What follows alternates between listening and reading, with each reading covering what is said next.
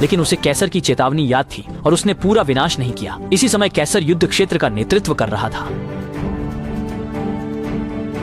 जैसे ही बक ने आदमी को खींचकर समुद्र में फेंका, इंसान डरकर भाग गए और बंदर भी केसर के नेतृत्व में सफलतापूर्वक कब्जा कर लेते हैं। लेकिन उसके बाद भारी गोलाबारी आई।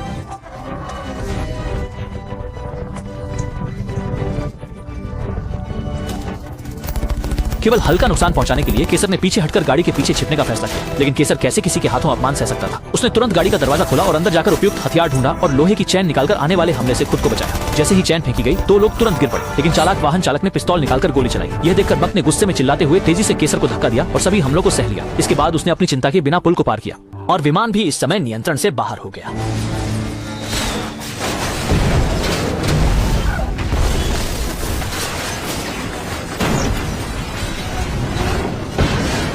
धन्यवाद सभी का। कैसर तुरंत आगे दौड़कर बक को विमान से नीचे खींच लाया, लेकिन पुराने समय के जिगरी दोस्त इस समय स्थिर थे। कैसर अत्यधिक दुहक में डूब गया, लेकिन इस समय कुत्ते के भौंकने से शांति टूट गई।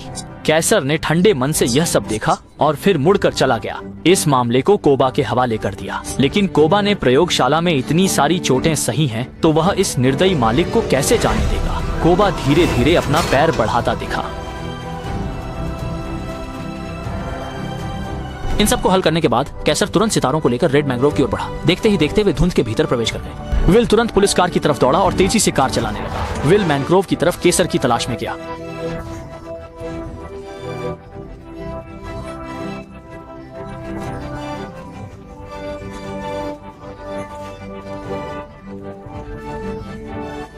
कैसर जानता था कि सामने वाला आदमी उससे बड़ी दुश्मनी रखता है।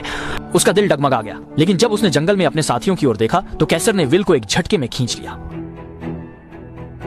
विल को कैसर की बातें सुनकर बहुत झटका लगा। वह जानता था कि वह कैसर को रोक नहीं सकता, इसलिए उसने खुशी खुशी कैसर को जाने दिया। कैसर दुखी नजरों से अपनी मूल जनजाति में लौटा, जहां सभी बंदर उसकी पूजा करने लगे। इसके साथ ही कैसर नेता बन गया और वह अपने दूरदर्शी दृष्टिकोण से मूल जनजाति को कैसे विकसित करेगा, यह हम अगले भाग में देखेंगे।